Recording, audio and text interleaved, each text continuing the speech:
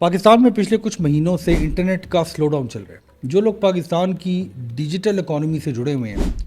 उनके काम के अंदर बहुत बड़ी रुकावट ये इंटरनेट का स्लो डाउन है। पाकिस्तान में 5G की जगह जो है 5G आने के बजाय पाकिस्तान के अंदर जो 4G नेटवर्क्स हैं वो भी 3G के ऊपर चल रहे हैं आजकल। और अब ये कहा जा रहा है कि जो VPNs हैं उनको ब्लॉक कर दिया जाएगा नवंबर के आखिर तक। ऐसे लगता है कि पाकिस्तान के अंदर जो तरक्की के रास्ते में सबसे बड़ी रुकावट है वो शायद यही पॉलिसी मेकर्स हैं, यही हुक्मरान हैं जो वक्तन फ़वक्तन पिछले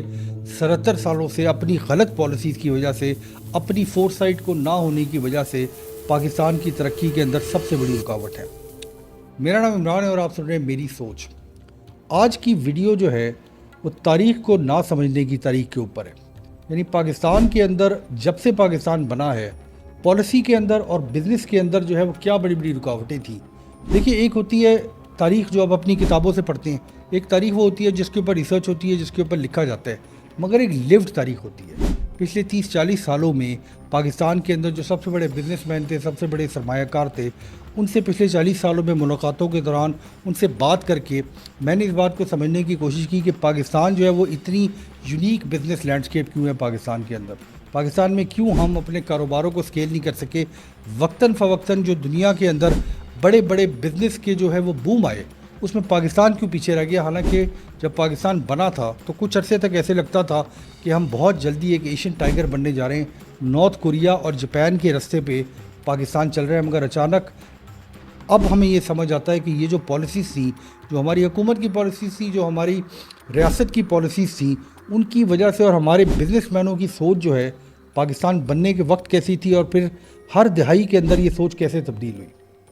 इस बात को करना शायद इसलिए भी ज़रूरी है कि आज के जो बच्चे जो 2000 के बाद पैदा हुए हैं उन्होंने जिस किस्म का पाकिस्तान देखा है तो वो हिस्टोरिकली जो है इस बात को समझते नहीं है कि एक ऐसा टाइम था जब बहुत ज़्यादा इस मुल्क के अंदर ऑप्टिमिज़म थी और ऐसे लगता था कि पाकिस्तान बहुत जल्दी जो है वो बहुत ज़्यादा तरक्की कर लेगा। मगर ये क्या वजह है कि पाकिस्तान में आज अंबानी और पाकिस्तान के अंदर आज बिरला और टाटा के साइज़ की कोई कंपनी नज़र नहीं आती। देखिए, इस बात की शुरुआत जो है वो हम पाकिस्तान के बनने के वक्त से करते हैं। यानी 1947 में जब पाकिस्तान बना तो पैसे वगैरह कोई नहीं थे। कायदे आज़म जो थे वो पाकिस्तान के पहले गवर्नर जनरल थे, मगर पाकिस्तान को जिस किस्म की ब्यूरोक्रेसी इनहेरिट की पाकिस्तान ने, वो लोग थे जो ब्रिटिश इंडिया में काम करते थे, ब्यूरोक्रेट थे ब्रिटिश इंडिया के। और उस ज़माने में जो ज़्यादातर ब्यूरोक्रेसी पाकिस्तान आई उनका ज़्यादातर तल्लक जो है वो यूपी से था। उस ज़माने में यूनाइटेड प्रोविंसेस जो अब उत्तर प्रदेश है इंडिया में, वहाँ से ये पढ़े लिखे, चूँकि वहाँ पे एक पढ़ी लिखी मुस्लिम पॉपुलेशन थी, तो वो ब्यूरोक्रेसी जो है वो पाकिस्तान ने इनहेरिट की। और ये वो दौर था जिसको परमिट का दौर कहते हैं। नहीं, अगर आप 1947 से 1958 का दौर देखें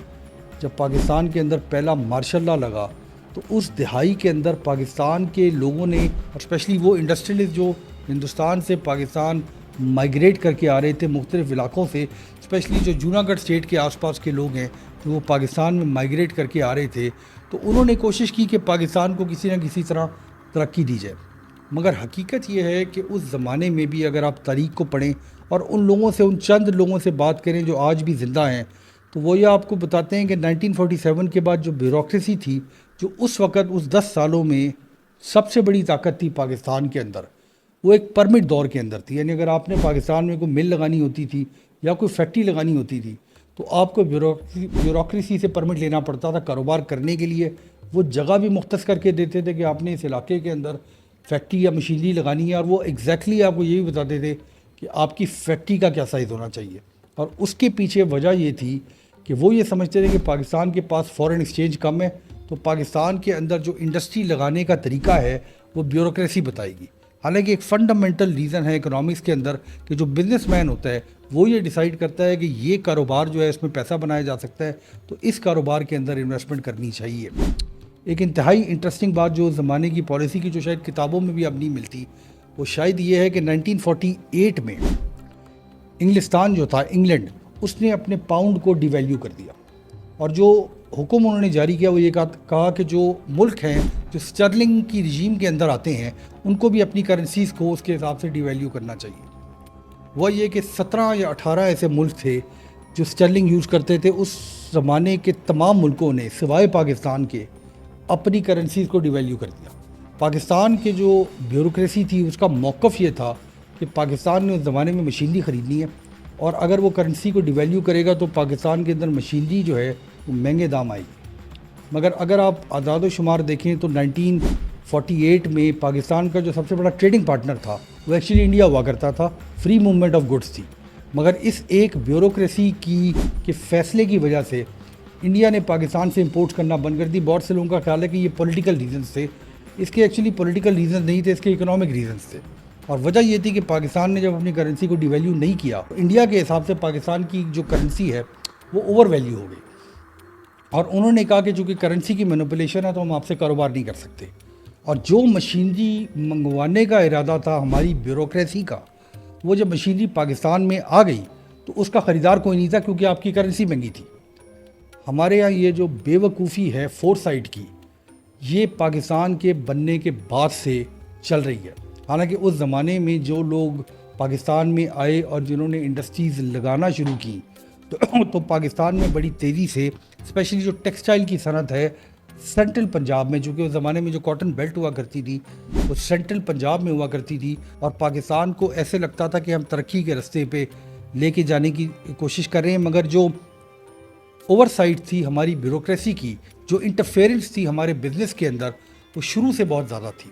ایک انٹرسٹنگ بات جو میں آپ کو بتاتا چلوں جو 1948 سے تھی، ہم مارشل لاء کے دور پہ آنے سے پہلے اس کا ذکر کرنا انتہائی زیادہ ضروری ہے، وہ یہ تھی کہ 1951 میں کوریا میں جنگ ہوئی،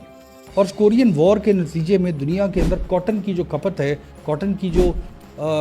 کی جو ڈیمانڈ ہے وہ انتہائی تیزی سے بڑھ گئی، اور اس زمانے میں جو پاکستان میں ٹیکسٹائل ملیں لگی ہوئی تھیں اور جو جوٹ کی ملیں تھیں ان کے اندر ایک بہت بڑا بوم آیا، لوگوں نے بہت زیادہ پیسے بنائے اس زمانے میں۔ مگر حقیقت یہ ہے کہ ہم نے وقتاً فوقتاً جو ہے اس بات پہ غور نہیں کیا کہ پاکستان کا سٹرکچر کیسے ہونا چاہیے، ایک ملک کو چلنے کے لیے چاہیے کیا۔ 1948 میں جب لیاقت علی خان پاکستان کے پرائم منسٹر بنے تو ان کو جو ہے وہ انویٹیشن USSR یعنی رشیا جو اس زمانے میں سوویت یونین کی ایک بہت بڑی طاقت تھی اس سے بھی تھی، اور امریکہ سے بھی تھی، کولڈ وار کا زمانہ تھا، مگر لیاقت علی خان نے پریفر کیا کہ وہ امریکہ کا جو دائرۂ انفلوئنس ہے اس کے اندر جائیں، اور اس وقت سے ہماری حکومتوں کو امریکہ نے فری میں ڈالر دینے شروع کر دیے، اور اس وقت سے ہم نے کبھی اپنی انڈسٹریل یا بزنس بیس کو تیار نہیں کیا تاکہ ٹیکس ریونیو آئے، اور ملک ایکچولی ٹیکس کے پیسوں سے چلے، خیرات کے پیسوں سے نہ چلے جو آپ کو امریکہ دے رہا تھا۔ انڈیا اس زمانے میں نان الائنڈ موومنٹ کا حصہ بنا، حالانکہ انڈیا کا جو ٹلٹ تھا وہ سوویت یونین کی طرف تھا، تو امریکہ کا یہ خیال تھا کہ پاکستان کو اگر فری میں کچھ پیسے دے دیے جائیں تو امریکہ کا دائرۂ انفلوئنس جو ہے وہ پاکستان سے جو ہے وہ اس خطے میں جو ہے وہ مضبوط ہوتا جائے گا، اور یہ پالیسی ہم نے وقتاً فوقتاً ہم اس پالیسی کو پاکستان کے حکمرانوں کو اس پالیسی پہ کام کرتے ہوئے ہم نے ہر دہائی میں دیکھا۔ آگے چلتے ہیں جی 1968 میں ایوب خان صاحب نے پاکستان میں مارشل لاء لگا دیا۔ مارشل لاء لگانے کے بعد جو ہے وہ یہ کہتے ہیں کہ جی ڈیکیڈ آف ڈیولپمنٹ کے اندر جو محبوب الحق تھے، جو ایوب خان صاحب کے جو فائنانس منسٹر تھے، انہوں نے ایک خبر شائع کی کہ پاکستان کے اندر جو 20 خاندان ہیں وہ پاکستان کی تقریباً تمام معیشت کے اوپر قابض ہیں۔ اچھا، اس کا سائیکولوجیکل ایفیکٹ یہ ہوا کہ لوگوں کا خیال تھا کہ پاکستان کا تمام پیسہ جو ہے وہ ان 20 خاندانوں کی طرف ہے، مگر جب آپ ان لوگوں سے بات کریں جو اس زمانے کے بڑے انڈسٹریلسٹ ہیں، وہ یہ کہتے ہیں کہ پاکستان کے اندر ایک انٹرسٹنگ پالیسی بنائی جی ایوب خان صاحب نے، اور مجھے یقین ہے کہ ان کو کاروبار کے بارے میں کچھ بھی نہیں آئیڈیا تھا۔ ان کی پالیسی یہ تھی کہ اگر پاکستان کے اندر کوئی بھی شخص انویسٹمنٹ کرنا چاہتا ہے ویسٹ پاکستان میں، تو اس کو جو ہے وہ ایسٹ پاکستان میں بھی ایکول یا اس سے تھوڑی سی زیادہ انویسٹمنٹ کرنی پڑے گی، ورنہ اس کو ویسٹ پاکستان میں پرمٹ نہیں ملتا تھا فیکٹری لگانے کا۔ حیرت انگیز بات یہ ہوئی کہ اس زمانے میں ایسٹ پاکستان جو آج بنگلہ دیش ہے، وہاں پہ چونکہ جوٹ ہوا کرتی تھی تو جوٹ کی ملیں بھی لگی، مگر اس کے ساتھ ساتھ وہاں پہ ٹیکسٹائل کی ملیں بھی لگنا شروع ہو گئی۔ اور انٹرسٹنگ آپ کو میں یہ بات بتاتا ہوں کہ چونکہ اس زمانے میں جو فیصل آباد اور سینٹرل پنجاب کا ایریا ہے، وہاں پہ بہت انٹرسٹنگلی پاکستان کے اندر جوٹ کی ملیں لگنا شروع ہو گئی، یعنی بنگلہ دیش یا ایسٹ پاکستان جہاں کاٹن نہیں ہوتی تھی وہاں پہ کاٹن کی ٹیکسٹائل ملیں لگنا شروع ہو گئی، اور پاکستان میں جوٹ ملیں لگنا شروع ہو گئی۔ حالانکہ دونوں کے درمیان جو ٹرانزٹ کا ہے، یعنی کاٹن ہمیں یہاں سے ایسٹ پاکستان بھیجنی پڑتی تھی، جوٹ کا را مٹیریل ہمیں وہاں سے یہاں منگانا پڑتا تھا۔ تو اس قسم کی بے وقوفیوں کی وجہ سے جو ہے وہ جب پاکستان نے اپنی انڈسٹریل بیس کے اوپر جو ڈالر جو پہلے ہی کم تھے، جب اس طرح کی فضول مشینری جو ہے وہ غلط علاقوں میں لگانا شروع کی، تو یہ بنیاد ڈل گئی کہ آج تک پاکستان جو ہے وہ IMF کے پروگراموں سے نہیں نکل سکا، چونکہ ہم نے جو کمیونیکیشن ہے، جو رستہ ہے کسی بھی انڈسٹری کو چلانے کے را مٹیریل کا، اس کے اوپر کبھی پالیسی میکر نے سوچا ہی نہیں۔ ایک علاقہ خراب ہے، اس کے اندر مل لگا لو، جو مرضی مل لگا لو، اس کو چلانا کیسے ہے، اس کی لانگ ٹرم آپ کو کیا بینیفٹ ہے، اس کے اوپر کوئی کام نہیں ہوگا۔ فائنلی کہا جاتا ہے کہ 1965 کی جنگ کے بعد ایوب خان صاحب کا جو زور جب کم ہوا اور ایسٹ پاکستان کے اندر حالات خراب ہونا شروع ہوئے، جو کہ خراب ہوتے ہوتے 1970 کے اندر ایسٹ پاکستان الگ ہو گیا پاکستان سے۔ بہت سے ایسے انڈسٹریلسٹ جو ویسٹ پاکستان کے تھے، ان کی بہت زیادہ سرمایہ کاری جو ہے وہ ایسٹ پاکستان کی سپریشن میں ڈوب گئی۔ بہت زیادہ جو سرمایہ پاکستان کے جو اس زمانے میں کمبائنڈ بینکس تھے جن کا لگا ہوا تھا ان انڈسٹریز کے اوپر، وہ پیسے بھی اس ڈباکل میں، ایسٹ پاکستان کی پارٹیشن میں وہ پیسے بھی ڈوب گئے، اور پاکستان کے پاس جو ویسٹ پاکستان رہ گیا اس میں ایک نیا کام ہوا کہ ذوالفقار علی بھٹو کی حکومت آ گئی۔ اب یہ 1970 سے 1980 کا دور شروع ہو گیا، نیشنلائزیشن کا دور شروع ہو گیا۔ اس زمانے میں سوشلزم کے اوپر بہت زیادہ بات کی جاتی تھی، تو پاکستان کے اندر جو ہے وہ 3-4 یونیک چیزیں ہوئیں کہ زیادہ تر انڈسٹریز کو ذوالفقار علی بھٹو صاحب نے نیشنلائز کر دیا۔ وہ کاروباری حضرات جو پاکستان بننے سے 1970 تک پاکستان میں سرمایہ لگاتے رہے تھے، راتوں رات سب سے پہلے ان کی آدھی ملیں جو ہیں وہ ایسٹ پاکستان میں رہ گئیں، اور اس کے بعد جو ان کی زیادہ تر انڈسٹریز تھیں ان کو نیشنلائز کر دیا گیا۔ ایک اور انٹرسٹنگ بات یہ ہوئی کہ یہ لیبر موومنٹس کا دور تھا، یعنی کہ لیبر یونینز کو حکومتی بہت زیادہ جو ہے وہ پشت پناہی حاصل تھی۔ ملوں کی جو ٹیک اوور ہے لیبر یونینز نے کر لیا، اور ہونا یہ شروع ہو گیا کہ جو مالکان تھے ملوں کے، وہ اپنی ملوں کے اندر نہیں جا سکتے تھے۔ جو پروڈکٹس ہم ایکسپورٹ کر رہے تھے پاکستان سے یورپ کی طرف، امریکہ کی طرف، ان پروڈکٹس کے اوپر کسی بھی قسم کا کوالٹی کنٹرول ختم ہو گیا، کیونکہ مالک اس پروڈکٹ کو نہیں دیکھ رہا تھا۔ اور ہمیں یہ بتایا جاتا ہے کہ لانڈی میں اور سائٹ ایریا میں جو کراچی میں واقع ہے، جہاں ٹیکسٹائل کی ملیں لگی ہوئی تھیں بڑی بڑی، ان ملوں کے اندر ایونچولی جو ہے وہ فوج کو انٹروین کرنا پڑا، چونکہ پاکستان کی ایکسپورٹ ظاہر ختم ہو گئی تھی اس حرکت کو کرنے کی وجہ سے، تو فوج کو انٹروین کرنا پڑا لیبر کو باہر نکالنے کے لیے۔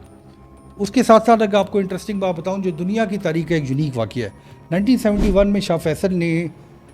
سعودی عرب کی آئل انڈسٹری کو نیشنلائز کر دیا اور اوپیک کا قیام ہو گیا۔ اوپیک کے قیام کے بعد دنیا کے اندر جو آئل پرائسز ہیں وہ انتہائی تیزی سے جمپ کر گئیں۔ پاکستان کے پاس چونکہ پہلی فارن ایکسچینج کم تھی، تو ایک انتہائی یونیک آئیڈیا جو ہے جس کو دنیا کے اندر کبھی بھی ایکسپیریمنٹ نہیں کیا گیا، وہ یہ کیا گیا کہ پاکستان میں جو کہ سب سے بڑی جو ایکسپورٹ تھی اس وقت بھی وہ کاٹن یارن کی تھی، اور اس کے بعد سب سے بڑی ایکسپورٹ پاکستان کے اندر جو تھی وہ فیبرک کی تھی، تو 40% ایکسپورٹ کے اوپر ڈیوٹی لگا دی گئی پاکستان میں، 40% ڈیوٹی۔ یعنی پاکستان کے اندر سے اگر آپ نے کوئی چیز ایکسپورٹ کرنی ہے تو آپ نے 40% حصہ جو ہے وہ پہلے حکومت پاکستان کو دینے، فیبرک کے اوپر جو ہے وہ 25% ڈیوٹی لگا دی گئی۔ یعنی آپ نے جو معیشت آلریڈی جو ہے وہ تباہ ہو گئی تھی 1970 کے پارٹیشن سے اور نیشنلائزیشن سے، اس کو بالکل ہی تباہ کر کے رکھ دیا۔ اور 1977-78 میں بھٹو صاحب کے جاتے جاتے جو ہے یہ جو انڈسٹریلسٹ تھے پاکستان کے وہ تقریباً ختم ہو گئے تھے۔ اگر آپ اس زمانے میں جو پاکستان کی اسٹاک ایکسچینج کا مارکیٹ کی ٹریڈ دیکھیں، مجھے لگتا ہے کہ 5 سے 8 ہزار شیئر کے علاوہ پاکستان کی اسٹاک مارکیٹ میں کسی قسم کی ٹریڈنگ نہیں ہوا کرتی تھی۔ فائنلی جی 1980 سے 1990 کی دہائی ضیاء الحق صاحب کے زمانے کی بات کر لیتے ہیں۔ ضیاء الحق صاحب جب حکومت میں آئے تو ان کے جو فائنانس منسٹر تھے غلام اسحاق خان صاحب، بیوروکریٹ تھے، بڑے سخت تھے، وہ اس سے پہلے فائنانس سیکرٹری بھی رہ چکے تھے۔ انہوں نے جب انڈسٹریلسٹ کو بلایا، تمام انڈسٹریلسٹ کو جمع کیا کہ پاکستان کا فارن ایکسچینج نہیں ہے، ایکسپورٹ کوئی نہیں ہے، کام نہیں چل رہا، تو انہوں نے متحد ہو کے کمپلین کی کہ دیکھیں جی کبھی آپ ڈیوٹی لگا دیتے ہیں، کبھی آپ ڈیوٹی نکال دیتے ہیں، جو ہماری انڈسٹری ہے وہ غلط علاقوں میں لگی ہوئی ہے، پاکستان کو ایکسپورٹ کرنے میں بہت سارے مسائل ہیں۔ لیبر یونین کے زمانے میں جو مال ایکسپورٹ ہوا ہے وہ مال اتنا خراب تھا کہ اب ہمیں آرڈر نہیں ملتے، تو انہوں نے ایک اور یونیک کام کیا اور غلام اسحاق خان صاحب نے یہ حکم دیا کہ ہر ایکسپورٹ کے اوپر 12.5% جو ہے وہ ہر ایکسپورٹر کو ریبیٹ ملا کرے گی، اور ہر چیز کو جب آپ ایکسپورٹ کریں گے پاکستان سے تو حکومت پاکستان 12.5% جو ہے وہ ریبیٹ دیا کرے گی۔ پرابلم اس پالیسی کا یہ تھا کہ اس کے اندر بھی کوئی فور سائٹ نہیں تھی۔ ہونا یہ چاہیے تھا کہ غلام اسحاق خان صاحب کو یہ پالیسی بنانی چاہیے تھی کہ آپ جتنی زیادہ ویلیو ایڈیشن کریں گے آپ کو اتنی زیادہ ریبیٹ ملے گی، مگر جو ویلیو ایڈیشن کا انسینٹیو ہے وہ غلام اسحاق خان صاحب نے ختم کر دیا۔ اگر آپ یارن بھی ایکسپورٹ کرتے ہیں، یعنی کہ آپ کاٹن سے اگر دھاگا بناتے ہیں جو ایک سنگل پروسیس ہے، تو اس پروسیس کے اندر بھی آپ کو اتنا ہی انسینٹیو ملے گا کہ آپ اگر کوئی شرٹ بنائیں، ٹی شرٹ بنائیں، تو پاکستان کے اندر جو ہے وہ اس کو بھی تقریباً اتنا ہی فائدہ ہوگا۔ تو پاکستان کے جو بزنس مین تھے جو اس سے پہلے پرمٹ کلچر سے نکلے تھے، اس کے بعد پاکستان کے اندر نیشنلائزیشن ہوئی تھی، اس کے بعد لیبر یونینز آئی تھیں، اس کے اوپر ایکسپورٹ پہ ڈیوٹی لگی تھی۔ مجھے ایسے لگتا ہے کہ 1980 کی یہ ریبیٹ کا فیصلہ وہ پیوٹل مومنٹ تھا، جب پاکستان کے اس زمانے کے بزنس مین نے سوچا کہ ہم بجائے ہر وقت مار کھانے کے سمپلی جو ہے وہ را مٹیریل کی انڈسٹری کے اندر جائیں، کموڈٹی کا کام کریں، کام کو سکیل نہیں دیں، اتنا زیادہ ایسا کوئی کام نہ کریں جس میں لیبر بہت زیادہ استعمال ہوتی ہے، کسی بھی ٹائم لیبر ہماری فیکٹریوں کو کے اوپر قبضہ کر سکتی ہے۔ تو یہ جو سکیل کرنے کا آئیڈیا ہے بزنسز کو، یعنی ایک بزنس کو اتنا بڑا کر دینے کا آئیڈیا کہ پوری دنیا کے اندر اس کی ایک طرح کی مونوپلی قائم ہو جائے، کہ پاکستان کے بزنس مینوں کے ذہنوں سے نکل گیا۔ ایک انٹرسٹنگ بات جو ہے کہ نیشنلائزیشن کے بعد پاکستان کے اندر جو کاروباری حضرات تھے ان کی جو گروتھ ہے وہ ایک طرح کی ختم ہو گئی۔ یعنی اگر یہ نیشنلائزیشن نہ ہوتی تو 1990 یا 2000 تک آتے آتے پاکستان میں کوئی ریلائنس کے سائز کی یا پاکستان کے اندر کوئی ٹاٹا کی سائز کی کمپنی بن گئی ہوتی۔ مگر وہ جو ڈر لوگوں کے ذہن کے اندر آ گیا کہ حکومت کسی بھی ٹائم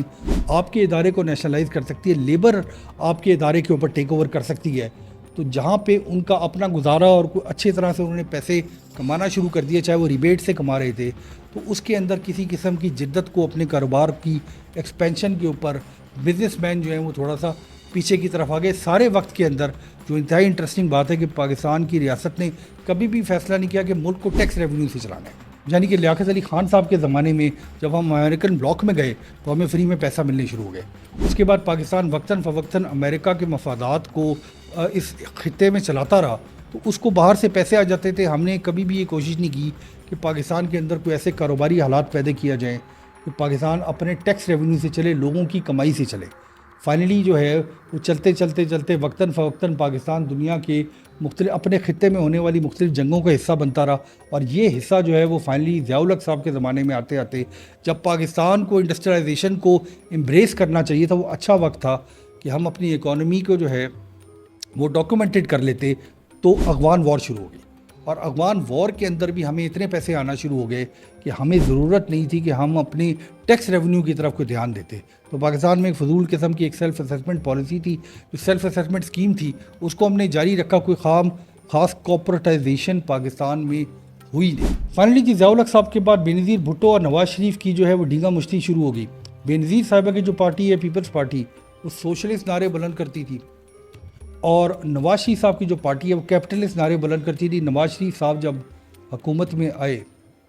تو انہوں نے فارن ایکسچینج کی ریگولیشنز کو کھول دیا، پاکستان میں پیسے لانے لے جانے کی، فارن ایکسچینج لانے لے جانے کی اجازت ہو گئی۔ اس کے علاوہ انہوں نے جی انفراسٹرکچر کے پروجیکٹ شروع کیے۔ میں آپ کو انٹرسٹنگ بات بتاتا ہوں، آج آپ موٹر ویز کا جال دیکھتے ہیں۔ جو پہلا موٹر وے بنایا گیا نواز شریف صاحب کی حکومت کی طرف سے لاہور سے اسلام آباد، حالانکہ لاہور اسلام آباد بیچ میں کوئی انڈسٹریل جو ہے دونوں سینٹرز نہیں ہے، اسلام آباد جو ہے وہ کیپٹل ہے۔ اگر آپ پرانے موٹر وے پہ جائیں اس زمانے میں جب یہ موٹر وے فیصل آباد وغیرہ نہیں آتا تھا، ملتان نہیں جاتا تھا، کراچی کی طرف نہیں جاتا تھا، تو پہلے موٹر وے کے اندر آپ دیکھیں تو لاہور سے اسلام آباد تک رستے میں کوئی بھی انڈسٹریل شہر نہیں آتا، ایک بھی نہیں آتا۔ یعنی وہ رستہ جن علاقوں سے گزرتا ہے، رستے میں شیخوپورہ کے بعد ہم جو گجرانوالہ کا شہر ہے، سرگودا کا جو شہر ہے، فیصل آباد کا جو شہر ہے، یہ شہر انیشیل موٹر وے کے اندر نہیں آتا تھا۔ اس کا مطلب ہے کہ جو موٹر وے بنایا گیا تو اس بات کو نہیں سوچا گیا کہ یہ جو سڑکیں بنتی ہیں یہ اس لیے بنتی ہیں کہ لوگوں کی آمد و رفت ہو، جو تجارتی مرکز ہیں ملک کے اندر ان کے درمیان جو فری موومنٹ آف گڈز ہے وہ سستا ہو، آسانی سے ہو، جلدی ہو۔ تو اس موٹر وے کو صرف اس لیے بنایا گیا تھا کہ جو اشرافیہ ہے اس ملک کی وہ آرام سے بغیر کسی رش کے اندر سے گزرے ہوئے جو ہے وہ لاہور سے اسلام آباد جو کیپٹل ہے وہاں تک جا چکے۔ اب چونکہ اس بات کو 25-30 سال ہو گئے ہیں تو ظاہر ہے کہ ٹائم کے ساتھ ساتھ اس موٹر وے کے جال کو پھیلایا جا رہا ہے، مگر اس وقت یہ جو کنٹروورسی تھی کہ آپ بہت زیادہ پیسہ ایک سڑک پہ لگا رہے ہیں، یہ کنٹروورسی جائز تھی کیونکہ پاکستان کے پاس فارن ایکسچینج نہیں تھی اور پاکستان کو اس وقت ضرورت تھی کہ ہم اپنے کاروباری مراکز کو آپس میں جوڑتے۔ بہرحال یہ نہیں کیا گیا، فضول یلو کیپ اسکیم لائی گئی۔ پاکستان کے اندر جو ویژول چیزیں ہیں، چونکہ ڈیموکریسی نہیں آئی تھی تو شاید ہمارے حکمرانوں کو یہ سمجھ نہیں آ رہا تھا کہ لوگوں سے ووٹ لینے کا طریقہ کیا ہے، تو یہ جو ویژول اسکیمز ہیں یہ بہت زیادہ پاکستان کے اندر لائی گئیں۔ اس زمانے میں جو ذوالفقار علی بھٹو صاحب کی جو نیشنلائزیشن ہے اس پالیسی کو ریورس کرنے کی کوشش کی گئی اور چند بینکوں کو پرائیویٹائز کیا گیا، چند اور اداروں کو پاکستان میں پرائیویٹائز کرنے کی کوشش کی گئی، مگر اس میں چونکہ پولیٹیکل ٹرموائل اتنا زیادہ تھا اس زمانے میں، پاکستان میں ہر 2 سال کے بعد ایک حکومت چینج ہوتی تھی،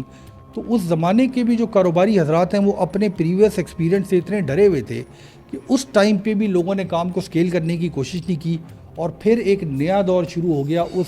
پولیٹیکل ٹرموائل 90s کے پولیٹیکل ٹرموائل کے فوراً بعد، اور وہ دور تھا مشرف صاحب کا دور۔ اور انٹرسٹنگ بات جو اس دور سے گزرے ہیں ان کو یہ پتہ ہوگی کہ جس وقت مشرف صاحب نے ٹیک اوور کیا تو ان کا پہلا کام یہ تھا کہ انہوں نے پورے پاکستان کی بزنس لینڈسکیپ کا سروے کرنے کا فیصلہ کیا، اور پاکستان کے ہر چھوٹے بڑے شہر میں جہاں انڈسٹری تھی وہاں پہ فوج کے جوان آئے، اور وہ آپ سے آ کے آپ کے اعداد و شمار کو پوچھنا انہوں نے شروع کر دیا، اور یہ جو ڈیٹا تھا اس زمانے کا، وہ جو سروے ہوا تھا پورے پاکستان کے اندر، اس سروے کا کمپائل ڈیٹا کدھر ہے یہ کسی کو بھی نہیں پتا، حالانکہ 2000 کے اندر وہ جو ڈیٹا کلیکٹ کیا گیا ہوگا اس ڈیٹا کی آج پاکستان کو جو ہے وہ پاکستان کو ڈاکومنٹ کرنے میں اس ڈیٹا کا بڑا پیوٹل رول ہو سکتا تھا، مگر پھر بھی ایک پورے پاکستان میں ایکسرسائز کی گئی، اور اس وقت کے پاکستانیوں کو یہ نہیں پتا تھا کہ ہم فیکٹری لگائیں، پیسے کو کدھر لے کے جائیں، باہر لے کے جائیں، اندر لے کے جائیں، پاکستان کے اندر فیکٹری لگانی چاہیے، کاروبار کیا کرنا چاہیے، پاکستان کے اندر کسی قسم کی کوئی پالیسی جو ہے وہ ہمیں سمجھ نہیں آ رہی تھی۔ مگر پھر وہی ہوا جو پاکستان کی تاریخ میں بار بار ہوتا ہے کہ سب سے پہلے جو ہے وہ جنگ شروع ہو گئی افغانستان میں 9/11 کے بعد، اور اگین پاکستان کی امریکہ کو ضرورت پڑ گئی اور باہر سے ڈالر آنا شروع کر دے گئے، اور باہر سے ڈالر آنے کی وجہ سے جو اس زمانے کی مشرف صاحب کی حکومت ہے انہوں نے بھی پھر یہی حرکت کی کہ پاکستان کے اندر جو ٹیکس ریونیو ہے، جو پاکستان کے اندر کاروباری طبقے کو سٹریم لائن کرنا ہے، اس کے اوپر کوئی کام نہیں کیا گیا۔ سمپلی جو باہر سے ڈالر آتے تھے اس کے استعمال کے ساتھ پاکستان کو چلانے کی کوشش کی گئی، اور پاکستان کے اندر کسی قسم کے بزنس مین کو سپورٹ دینے کا فیصلہ نہیں کیا گیا۔ حالانکہ ایک انٹرسٹنگ بات جو زمانے میں لوگ رہتے ہیں ان کو یاد ہوگی، اس زمانے میں اکثر بات کی جاتی تھی کہ پاکستان کے اندر تمام جو بزنس مین ہیں وہ چور ہیں۔ یہ جو لفظ ہے کہ بزنس مین پاکستان کے سب سے بڑے چور ہیں، یہ مشرف صاحب نے سٹارٹ کیا، یہ ٹیکس چوری کرتے ہیں، اسپیشلی جو ہمارے ٹریڈنگ سینٹرز ہیں پاکستان کے، لاہور، فیصل آباد، اور اس کے علاوہ اس قسم کے شہر جہاں پہ بہت بڑے بڑے ٹریڈنگ کے مراکز ہیں، ملتان وغیرہ، وہاں پہ جو مارکیٹس میں کام کرتے ہیں لوگ، ان کے بارے میں یہ کہنا شروع کر دیا گیا کہ یہ جو ٹریڈر طبقہ ہے پاکستان کا جو ٹیکس نہیں دیتا، یہ بات کسی حد تک ٹھیک بھی تھی کہ پاکستان کے اندر ٹریڈر طبقہ جو ہے وہ آج بھی ٹیکس نہیں دیتا، مگر اس بات کو کبھی بھی ڈسکس نہیں کیا گیا کسی فورم پہ، کسی ٹی وی کے اوپر، کسی میڈیا کے اوپر، کہ پاکستان کا ٹریڈر طبقہ ٹیکس کیوں نہیں دیتا، کیا یہ پالیسیز ایسی بنائی گئیں، کیا ایسی کرپشن تھی ٹیکس کے نظام کے اندر اور FBR کے نظام کے اندر کہ پاکستان کے ٹریڈر طبقے کو کبھی بھی انسینٹیوائز ہی نہیں کیا گیا کہ وہ ٹیکس دے۔ دیکھیے مشرف صاحب کا زمانہ گزرا اور پھر ہم پاکستان کے بزنس کے سیاہ ترین دور میں داخل ہو گئے۔ جو جنگ ہو رہی تھی امریکہ کی افغانستان میں وہ ختم ہو گئی، پاکستان کی ضرورت ختم ہو گئی، اور پاکستان ایک IMF کے پروگرام سے نکل کے دوسرے IMF کے پروگرام کی طرف جاتا رہا، اور آج جو پاکستان کا حال ہے کہ پاکستان میں انڈسٹریل گروتھ نہ ہونے کے برابر ہے، اور پاکستان کے اندر جو لوگ ایجوکیٹڈ ہیں وہ پاکستان سے باہر جانے کی کوشش کریں کیونکہ کسی قسم کی نوکری نہیں ہے، اور 77 سالوں میں جو ملک ایسی جگہ سے سٹارٹ ہوا تھا جہاں پہ بہت زیادہ آپٹمزم تھی، ہم اپنے ملک کو انڈسٹریلائز کر سکتے تھے، اپنی بیس کو بڑا کر سکتے تھے، ایک بھی ہم نے بزنس مین ایسا نہیں پیدا کر سکے جو پاکستان میں ٹرو سکیل، ورلڈ سکیل پہ بزنس کر سکا ہو۔ اس کی شاید یہ وجہ ہو سکتی ہے کہ ہمارے اندر کوئی ایسی، ہمارا ایمبیشن کوئی ایسا بزنس مین کا نہیں تھا کہ ورلڈ لیول پہ ہم کام کر سکیں۔ مگر اس کے اندر اب ہم یہاں پہ کچھ ایسی چھوٹی چھوٹی پالیسیز کا ذکر کر لیں جو ہمارے عوام کو سمجھنا انتہائی زیادہ ضروری ہے۔ دیکھیے پاکستان جب سے بنا اور آج تک 2024 تک پاکستان کے اندر سے آپ باہر کی کوئی کمپنی میں انویسٹ جو ہے وہ نہیں کر سکتے پراپرلی۔ اس کو آپ اس طرح سمجھیں کہ آج اگر 1970 کے اندر یا 1960 میں جو پاکستان کے بڑے ترین بزنس مین تھے ان کو اگر اجازت ہوتی کہ وہ باہر کوئی کمپنی خرید سکتے، تو آج یہ جو جیگور لینڈ روور ہے جو آج ٹاٹا گروپ کے پاس ہے، یہ پاکستان کے کسی بزنس مین کے پاس ہوتی۔ اور ہم جو مہندرا اینڈ مہندرا ہے جو انڈیا کی ایک بہت بڑی آٹو موبائل کمپنی ہے، لوکل انڈیجنس کمپنی ہے، $1 بلین کی انویسٹمنٹ ہے اس کی آٹو موبائل سیکٹر میں امریکہ میں، یہ کسی پاکستانی کی بھی ہو سکتی تھی۔ اس سے جو کاروبار کرنے سے جو پیسہ آتا وہ پیسہ جو ہے وہ آج پاکستان کی ترقی کا بہت بڑا حصہ ہوتا. پاکستان کو اس قسم کے لونز کی ضرورت ہی نہیں ہوتی. آج بھی اگر آپ پاکستان سے کوئی کمپنی باہر خریدنے جائیں تو پاکستان کا جو سسٹم ہے, پاکستان کی جو بیوروکریسی ہے, وہ آپ کی جان نہیں چھوڑے گی. دیکھیں, یہ جو پالیسی ہوتی ہے, یہ جو فور سائٹ ہوتی ہے کاروباروں کو کرنے کی, اس میں اس بات کو جو سنگل پوائنٹ ہے اس کو سمجھنے کی ضرورت ہے کہ جو بزنس مین ہوتا ہے, جو پیسہ لگا رہا ہوتا ہے, وہ اپنا بزنس ڈیسائیڈ کرتا ہے, وہ اپنی سسٹم کو ڈیسائیڈ کرتا ہے. وہ یہ ڈیسائیڈ کرتا ہے کہ میں نے کون سے کاروبار میں پیسہ لگانا ہے, پیسہ اس سے کمانا کیسے ہے, حکومت کو ٹیکس کیسے دینا ہے, اور ریونیو کیسے اکٹھا کرنا ہے. ہمارے یہاں یہ جو پالیسی ہے کہ آپ باہر کمپنی نہیں لے سکتے, تو اس کی جگہ ہوا یہ کہ چونکہ پیسے نے ہمیشہ جو ہے وہ پروفٹ سے اٹریکٹ ہونا ہے,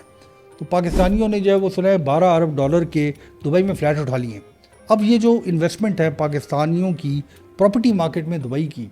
اس کے اندر سے پاکستان کو کیا فائدہ ہے؟ اس کے بجائے اگر یہ 12 ارب ڈالر جو ہے وہ کسی انڈسٹری میں لگے ہوئے تھے, پاکستان میں ہزاروں ایسی انڈسٹریز ہیں جس کو ہم باہر جا کے خرید سکتے تھے, تو اس سے ہر سال کا نفع پاکستان میں واپس آ رہا ہوتا. ہم ریلائی کرتے رہے اس لیبر پہ جو ذوالفقار علی بھٹو صاحب کے زمانے میں ہم نے پاسپورٹ ایشو کیے اور پاکستان سے لاکھوں کی تعداد میں لیبر کلاس کو باہر بھیج دیا. آج انہی کی اولادیں آج بھی لیبر کا کام کر رہی ہیں سعودیہ میں, یو اے ای نے تو خیر ویزے ہی دینا بند کر دیے, اور انہی کی جو ریمیٹنس ہے اس سے ہم نے پاکستان کو چلانا شروع کر دیا. اس زمانے میں اگر ہم اپنے بزنس مین کو اجازت دیتے کہ کوئی گلوبل بزنس کریں, ایسا کاروبار کریں جس سے پورے پاکستان کے اندر جو ہے وہ 10 20 30 سال میں جو ہے وہ ریونیو آنا شروع ہو جائے, اس کے اوپر کبھی بھی کوئی کام نہیں کیا گیا. ایک جو سب سے بڑی رکاوٹ آئی پاکستان کے اندر وہ ریل اسٹیٹ سیکٹر سے آئی 1990 کے بعد. ہوا یہ کہ پاکستان کے اندر جب ہاؤسنگ کی جو ضرورت محسوس کی گئی, بیریا ٹاؤن نے جب کام سٹارٹ کیا ایک بہت بڑے اسکیل پہ, ماسو اسکیل کے اوپر جو ہے وہ ہاؤسنگ اسٹیٹس کے اوپر کام کرنا شروع کیا.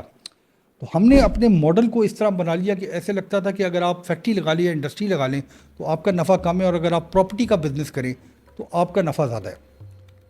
اس بزنس کے اندر انتہائی زیادہ پرابلم ہے, بہت زیادہ کیسز بنے, لوگوں کی زمینوں پہ قبضہ کیا گیا. اس ماڈل کے قطع نظر میں صرف ریل اسٹیٹ سیکٹر کے اوپر بات کرنا چاہوں گا کہ پاکستان کے اندر ایک طرح کا یہ ایک طرح کی یہ پیوٹل مومنٹ ہے جب ہم نے جو ہے وہ انڈسٹریلائزیشن سے ریل اسٹیٹ کی طرف جانے کی کوشش کی. اکثر یہ بات کی جاتی ہے اسپیشلی 2008 کے بعد, پاکستان کا جو ڈیٹ ہے, فورن ڈیٹ, پاکستان میں اتنی قیمتی زمینوں کی قیمت بہت زیادہ ہے. پاکستان کے بڑے شہروں میں 10 مرلے کا مکان جو ہے وہ 8-10 کروڑ روپے کا ہے. یہ اکثر کہا جاتا ہے کہ ہم اپنی پراپرٹی کو مارکیٹ میں بیچتے ہیں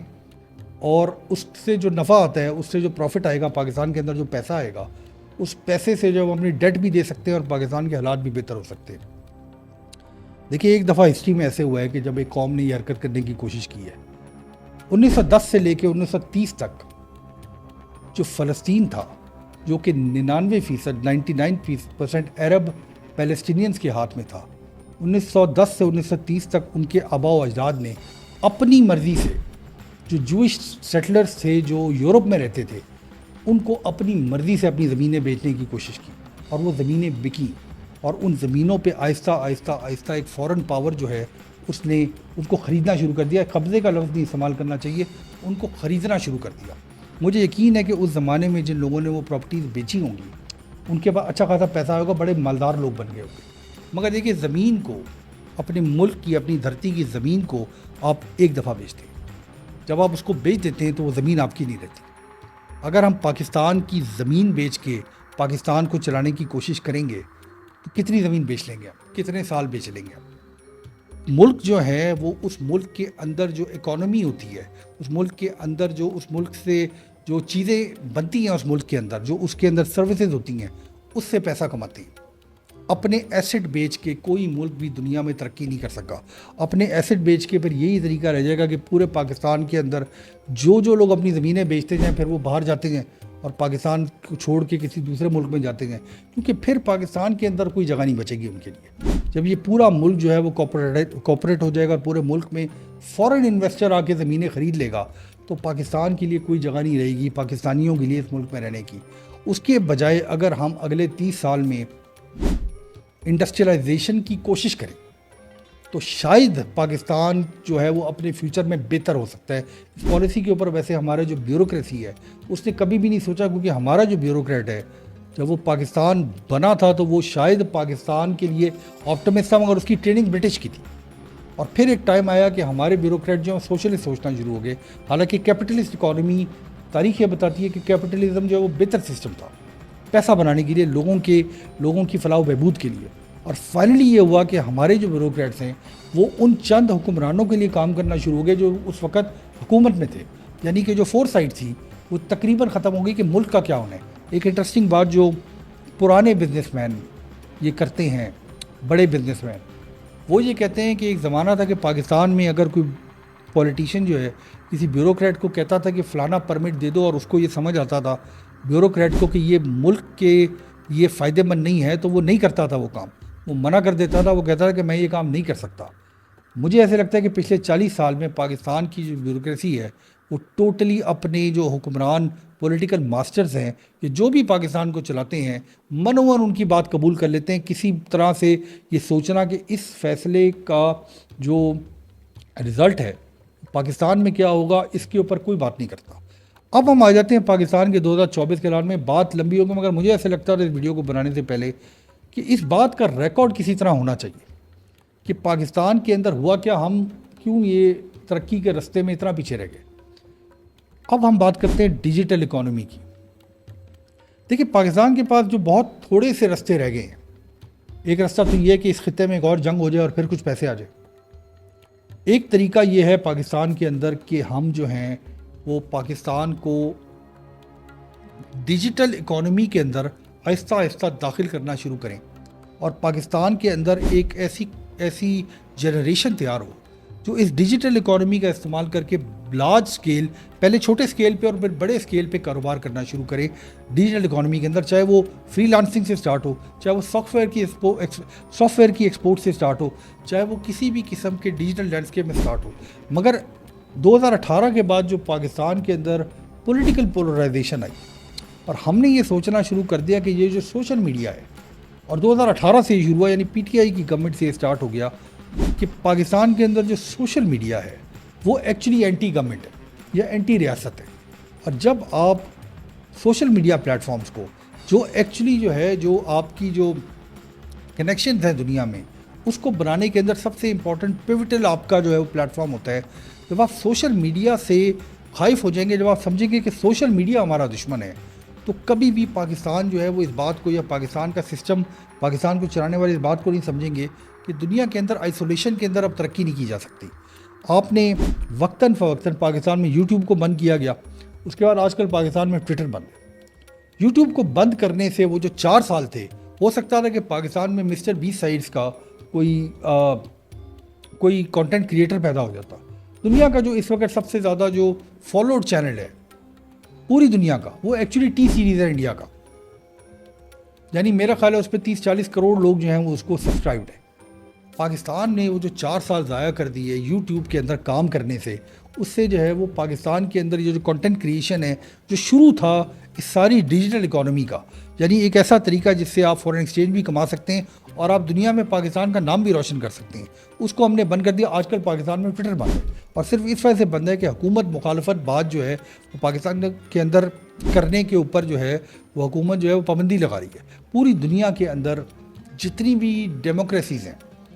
ان کو یہ بات سمجھ آ گئی ہے کہ آپ کنٹرول نہیں کر سکتے, اور آپ نہیں کر سکتے. اس لیے نہیں کر سکتے کہ آج جو ہے اگر ہم کیبل کے ذریعے یا آئی ایس پیز کے ذریعے جو ہے وہ انٹرنیٹ لا رہے ہیں تو کل اسٹار لنک جو ہے وہ پاکستان میں فری میں دینا شروع کر دے گا انٹرنیٹ. پھر کیا کرے گی حکومت؟ کتنے وی پی این بند کریں گے, کتنے انٹرنیٹ کو سلو ڈاؤن کریں گے. اب وہ زمانہ ہے کہ سیٹلائٹ کے ذریعے ملکوں کے اندر انٹرنیٹ آ سکتا ہے. میں یہ پچھلی دنوں پڑھ رہا تھا کہ اسٹار لنک نے جو ہے جو ایلون مسک کی کمپنی ہے, جیو پلیٹ فارم جو ریلائنس کی کمپنی ہے امبانی صاحب کی, مکیش کی امبانی کی, اس کے ساتھ کانٹریکٹ کیا کہ انڈیا میں اسٹار لنک کے ذریعے جو ہے ریموٹ انڈیا کی جو ریموٹ ولیجز ہیں وہاں پہ ہائی سپیڈ انٹرنیٹ دیا جائے. یعنی ان کو یہ سمجھ آتی ہے بات کہ اس وقت انٹرنیٹ کے بغیر آپ ترقی نہیں کر سکتے. ہم یہاں پہ ایک ویڈیو لوڈ کرنے جاتے ہیں, ہمیں 40-40 منٹ لگ جاتے ہیں 5-5 منٹ کی ویڈیو کو لوڈ کرنے میں. آپ پاکستان میں اس وقت اپنے موبائل فون سے اگر آپ وائی فائی کے اندر نہ ہوں تو آپ وائس میسیج نہیں بھیج سکتے. آپ پاکستان کے اندر ایک شارٹ جو 30 سیکنڈ کی شارٹ ہے آپ اس کو یوٹیوب پہ لوڈ نہیں کر سکتے, آپ اس کو کسی سوشل میڈیا پلیٹ فارم پہ لوڈ نہیں کر سکتے. یہ وہی 1947 کا پاکستان ہے, یہ وہی 1958 کا مارشل لاء کا زمانہ ہے, یہ وہی ذوالفقار علی بھٹو کا 1970 کی کے بعد کی نیشنلائزیشن کا زمانہ ہے، یہ وہی ضیاء الحق کی ریبیٹ دینے کا زمانہ ہے، یہ وہی مشرف صاحب کی اور نواز شریف صاحب کے زمانے میں پاکستان کو کبھی لیفٹ اور کبھی رائٹ لے جانے کا زمانہ ہے، اور یہ وہی زمانہ ہے کہ ہمیں سمجھ نہیں آ رہا کہ ہم نے یہ جو 13واں یا 14واں پروگرام IMF کا ختم کیا ہے تو 15واں اور 16واں کب شروع کرنا ہے۔ فورن ایکسچینج ہمارے پاس نہیں ہوتی تو ہم کریک ڈاؤن کر دیتے ہیں بزنس مین کے اوپر کہ جی پیسے نکالو۔ دیکھیے جب آپ بنیاد ہی صحیح نہیں بنائیں گے تو پیسے کیسے آئیں گے؟ دیکھو جو فنڈامنٹل بات ہے میں سمجھنے کی وہ یہ ہے کہ کوئی بھی بزنس مین جو ہے وہ کوشش یہ نہیں کرتا کہ وہ گورنمنٹ کے ساتھ یا ٹیکس میں کسی قسم کا فراڈ کرے۔ ایک مارکیٹ ہے، وہاں پہ 10 لوگ جو ہیں وہ ایک چیز امپورٹ کرتے ہیں، اس میں سے 8 لوگ ایسے ہیں جو حکومت کے ساتھ یا کسی کسٹم والے کے ساتھ مل کے کوئی کھانچا لگاتے ہیں اور وہ چیز سستی امپورٹ ہو جاتی ہے۔ 2 لوگ جو صحیح طرح سے بھی اس مارکیٹ میں کام کرنے کی کوشش کرتے ہیں، وہ بھی صحیح طرح سے کام کرنے کی وجہ سے ان کے اندر ان کے مال میں مہنگائی اتنی ہو جاتی ہے کہ وہ کاروبار نہیں کر سکتے۔ تو سسٹم کے اندر جو کرپشن ہے اس کو ہم نے ان بلٹ کر دیا ہے۔ اس کرپشن کا ذمہ دار بزنس مین بھی ہے، اور بزنس مین شاید اس وجہ سے کہ اس کی ہسٹوریکل جو اس کی جو میموری ہے وہ یہ ہے کہ ہمارے ملک کے اندر آپ جو ہے وہ حکومت کے ساتھ کلوژن کے علاوہ کاروبار نہیں کر سکتے، حالانکہ پوری دنیا میں ایسے نہیں ہوتا۔ ہمارا یہ میموری ہے کہ ہم کاروبار کو بڑا کریں گے تو ہمیں لیبر پرابلم آ سکتے ہیں، حکومت ٹیک اوور کر سکتی ہے۔ ہمارا یہ پرابلم ہے کہ ہمیں جو ہے وہ اپنی حکومت سے اپنی FBR سے ڈر لگتا ہے۔ حکومت کا ہماری یہ پرابلم ہے کہ وہ یہ سمجھتی ہے کہ پاکستان کا بزنس مین چور ہے اور اس کی کمائی بہت زیادہ ہے اور اس سے پیسے نکلوا لو۔ کبھی بھی اس بات کے ایکویلیبریم پہ آنے کی کوشش ہی نہیں کی گئی پاکستان میں، اور پاکستان ابھی بھی ویسا نہیں کہ انتہائی اینالاگ اکانومی ہے، ہم دنیا کی ڈیجیٹل اکانومی سے بہت زیادہ پیچھے ہیں۔ ابھی بھی پاکستان کے اندر اگر ٹارگیٹڈ اپروچ اپنائی جائے ٹیکس ریونیو کو بڑھانے کی تو انتہائی زیادہ آسان ہے، مگر پرابلم یہ ہے کہ ہارورڈ سے جو بندہ پڑھا ہوا ہے اس کو کاروبار بزنس اکانومی کا پتہ ہے، اس کو دھندے کا نہیں پتہ۔ پاکستان میں جو کارپوریٹس ہیں، پاکستان کی جو بڑے ادارے ہیں وہ کرتے ہیں بزنس، مگر پاکستان کی مارکیٹوں میں دھندا ہوتا ہے۔ جب تک کہ ہمارے پالیسی میکرز کو پاکستان میں دھندا کرنے کا طریقہ نہیں سمجھ آئے گا، ہم کبھی بھی اپنی اکانومی کو صحیح نہیں کر سکیں گے۔ آپ ضرور پالیسی کے اندر ان لوگوں کو لائیں جو ریونیو سائڈ پہ، نمبر سائڈ کے اوپر جو ہے وہ ہارورڈ سے پڑھے ہوں، مگر ٹیکس بیس کو بڑھانے کے لیے آپ کو وہ لوگ چاہیے جو پاکستان میں دھندا کرنے کو سمجھتے ہوں، پاکستان کی مارکیٹوں کو سمجھتے ہوں، پاکستان کی گلی کوچوں میں جہاں اربوں روپے کا بزنس ہوتا ہے اس کو سمجھتے ہوں، اس ڈر کو سمجھتے ہوں جو اس بزنس مین کے ذہن کے اندر ہے کہ وہ حکومت کے ساتھ جو ہے وہ فل ڈسکلوجر نہیں کرنا چاہتا۔ آخر میں جو اس لمبی ویڈیو کے بعد میں یہ بات کرنا چاہوں گا کہ ہماری جو بھی حکومت آئے آگے بھی اگلے 10 15 20 سال میں، ہماری ایک جنریشن ہے، میری وہ جنریشن ہے جو انٹرنیٹ کے زمانے سے پہلے کی تھی، مگر یہ بات جو ہے وہ روز روشن کی طرح آیا ہے، ڈیجیٹل ہوئے بغیر اس ملک کی کوئی ترقی نہیں ہے، کسی قسم کی کوئی ترقی نہیں ہے۔ مجھے وہ ٹائم یاد ہے جب ای میل پہلی دفعہ آئی تھی دنیا میں، ہاٹ میل، اور ہمیں یہ لگتا تھا کہ ہم 4 لائنیں لکھ کے اپنے بائر کو امریکہ میں 1 منٹ کے اندر اپنی بات پہنچا سکتے ہیں۔ ریولوشنائز ہو گیا تھا کاروبار اس ایک ہاٹ میل کے آنے سے پوری دنیا میں، حالانکہ بہت سلو انٹرنیٹ چلا کرتا تھا، مگر یہ جو کمیونیکیشن ہے سوشل میڈیا کے ذریعے، یہ جو کمیونیکیشن ہے انٹرنیٹ کے ذریعے، یہ جو کمیونیکیشن ہے کہ آن دا گو اگر آپ کراچی سے لاہور بس پہ سفر کر رہے ہوں تو آپ اس وقت اپنے کام کو ایڈٹ بھی کر سکیں، اپنی پکچرز کو اپلوڈ بھی کر سکیں، اپنی باتوں کو بھی کر سکیں، PDF فائلز بھی بھیج سکیں۔ جب آپ اس چیز کو روک دیں گے اور پھر آپ کہیں گے کہ پاکستان کو ترقی کرنی چاہیے، شرم کی بات ہے کہ آج بھی 77 سالوں میں $30 ارب سے اوپر ہم ایکسپورٹ نہیں کر سکے۔ اس بنگلہ دیش میں جہاں پہ وہ جو کاٹن فیکٹریاں ہم چھوڑ کے آ گئے تھے، آج وہ $60 ارب کی $60 بلین کی ایکسپورٹ کرتا ہے۔ 1 ایکڑ کے اوپر بھی بنگلہ دیش میں کاٹن نہیں لگتی، 1 ایکڑ کے اوپر۔ پوری دنیا کی تمام بڑی بڑی جو بائنگ فرمز ہیں گارمنٹس کی، وہ تمام کے دفتر ہیں بنگلہ دیش میں اور انڈیا میں۔ 77 سالوں میں نہ ہم نے حالات ایسے پیدا کیے، نہ ہم نے ایسا سکیل پیدا کیا کہ پاکستان کے اندر ان میں سے کسی بھی کمپنی کا جو دنیا کے بڑے بڑے بائرس ہیں ٹیکسٹائلز کے، ان کے دفتروں ایک بھی نہیں ہے پاکستان میں۔ پاکستان میں 1980 کی دہائی میں ایک ایسے ٹینجنٹ سا مجھے یاد آ گیا، 1980 کی دہائی میں کراچی کے اندر ایک بہت زیادہ گارمنٹ کا بوم آیا تھا، اور بنگلہ دیش سے بہت بڑی لیبر جو ہے وہ پاکستانی تھی، کیونکہ ان کا جو ٹکا تھا وہ خاصا جو ہے اس کی ویلیو کم تھی، پاکستانی روپیہ جو ہے وہ خاصا زیادہ مضبوط تھا۔ اس زمانے میں پاکستان نے کوشش کی، پاکستان کے بزنس مین نے، کہ ہم اپنے بزنس کو گارمنٹس کے اندر سکیل کریں۔ मगर जैसे ही बांग्लादेश के कौम को, बांग्लादेश की जो हुकूमत है, उनको समझ आई कि ये लेबर तो हमारी इस्तेमाल हो रही है, तो उन्होंने ऐसी पॉलिसीज़ अपने मुल्क के अंदर लेकर आए कि पाकिस्तान के अंदर कराची की उन फैक्ट्रियों में जो करंगी में मौजूद हैं आज भी, वहाँ पे काम करने वाला कोई नहीं मिला, क्योंकि वो तमाम लोग वापस चले गए बांग्लादेश। और उन्होंने पाकिस्तान से सीख के इस काम को, उसको बांग्लादेश में जाके स्केल कर लिया। आज दुनिया के सबसे बड़ा गारमेंट मैन्युफैक्चरर जो है वो बांग्लादेश है।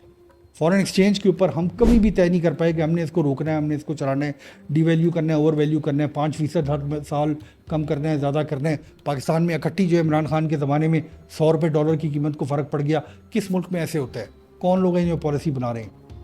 पाकिस्तान के अंदर इम्पॉर्टेंट बात जो ये है समझने की कि जो शॉर्ट टर्म फ़ायदा होता है, वो आप डिवैल्यू करते हैं इमीडिएटली जो है वो 1-2 महीने जो है एक्सपोर्टर को फ़ायदा होता है। लॉन्ग टर्म में मशीनरी महंगी हो जाती है। कभी भी हमने ये नहीं देखा कि हमारी इस हरकत से अगर शॉर्ट टर्म फ़ायदा है तो लॉन्ग टर्म क्या इम्प्लीकेशन है ना। पॉलिसी बनाने, और बिजनेसमैन को भी आदत हो गई है कि उनको भी ये लगता है कि हर 2-3 साल बाद कोई छक्का लग जाएगा, हमने कोई ज़मीन ली होगी, उसकी कीमत जो है वो 10 गुना ज़्यादा बढ़ जाएगी, हम एक्सपोर्ट कर रहे हैं, नुकसान में करते रहेंगे, अचानक डिवैल्यू हो जाएगी, हमारा उस साल जो है वो बम्पर पैसे आ जाएंगे हमारे पास, हमारा नफ़ा नुकसान पूरा हो जाएगा। ना कभी प्रोडक्ट को बिजनेसमैन ने डेवलप करने की कोशिश की, ना डॉलर के ऊपर हमें समझ आई कि पाकिस्तान के अंदर जो फॉरेन एक्सचेंज का रेट क्या है, ना कभी पाकिस्तान में जो स्टेट बैंक का पॉलिसी रेट है उसके ऊपर कोई बात हुई। पिछले दिनों 24% पॉलिसी रेट चल रहा था, फिर 20 हो जाते हैं, आजकल 15% है। पाकिस्तान में एक वैसे ऐसा भी ज़माना था जब 2% पॉलिसी रेट था पाकिस्तान में कभी हम सस्ते लोन देना शुरू कर देते हैं टर्फ के नाम पे 1% जो है लोगों को, और उन पैसों को लेके लोग लैंड क्रूजर्स खरीद लेते हैं और पूरे पाकिस्तान के अंदर प्रॉपर्टी ले लेते हैं। प्रॉपर्टी के बिज़नेस को, रियल एस्टेट को करने से पाकिस्तान के अंदर ये जो लाहौर में, फैसलाबाद में और सेंट्रल पंजाब में, शेखपुरा वगैरह में जो स्मॉग का मसला है, पूरे शहरों के आसपास जो है वो हमने कंक्रीट से हाउसिंग स्टेट्स बना दिए। इकोलॉजिकल डिज़ास्टर कर दिया हमने अपने ही मुल्क के अंदर। 4 महीने जो हैं वो आप सर्दियों के आप अपने घरों से बाहर नहीं निकल सकते। ये जो मसले हैं, systemic failure of policy in this country, इसने उस 1948 के ज़माने में जब ब्यूरोक्रेट्स ने ये काम का बेड़ा उठाया, वहाँ से शुरू होके ब्यूरोक्रेसी की करप्शन, उसके बाद पाकिस्तान के अंदर पॉलिटिशियंस की करप्शन, और अब फाइनली बिजनेसमैन की करप्शन पे आके बात ख़त्म हुई है। और वो लोग जो आज पाकिस्तान को तरक्की देना चाहते हैं, आज हमें ऐसे लग रहा है कि पाकिस्तान में एक डिजिटल करप्शन भी शुरू हो गई है। और पाकिस्तान में ये जो कारोबार करेंगे आगे चल के, जो फ्रीलांसिंग का बिज़नेस है या डिजिटल पाकिस्तान का सॉफ्टवेयर का बिज़नेस है, इनको भी शायद हमारा सिस्टम अपनी तरह का करना की कोशिश कर रहे हैं, अपनी तरह की करप्शन करने को पर आमादा करता जा रहा है, ताकि पाकिस्तान उसी तरह चलता रहे। पाकिस्तान उस तरह नहीं चल सकता। पाकिस्तान इसलिए नहीं चल सकता उस तरह, दुनिया में कोई ऐसा मॉडल मौजूद नहीं है जहाँ पे इन पॉलिसीज़ के साथ, इस सोच के साथ, इस किस्म की फोरसाइट के बगैर के तरक्की किस तरफ है, कोई कौम नहीं चल सकी, कोई मुल्क नहीं चल सका। हम उम्मीद करते हैं कि इस वीडियो के बाद जो नौजवान इसको देखेंगे, स्पेशली जो टाइम देंगे इस आधे घंटे की वीडियो को देखने का, उनको ये बात समझ आएगी कि आगे क्या गलतियाँ नहीं करनी, सही रास्ता क्या और गलत रास्ता क्या। और यकीन मानिए हर कौम को, हर इंसान को अपने अंदर ये पता होता है कि सही रास्ता क्या है। आप सिर्फ उस रास्ते पे चलने का फ़ैसला नहीं करते, क्योंकि वो रास्ता मुश्किल होता है। और हमने तमाम पाकिस्तान की ज़िंदगी में, कौम की ज़िंदगी में हमेशा आसान रास्ते पे चलने की कोशिश की है, मगर गलत रास्ते पे चलने की कोशिश की है। उम्मीद है कि अगली जनरेशन जो है वो सही रास्ता चुनेगी, चाहे वो मुश्किल हो, मगर ये मुल्क तरक्की करेगा तो इसके लोग तरक्की करेंगे। बहुत शुक्रिया।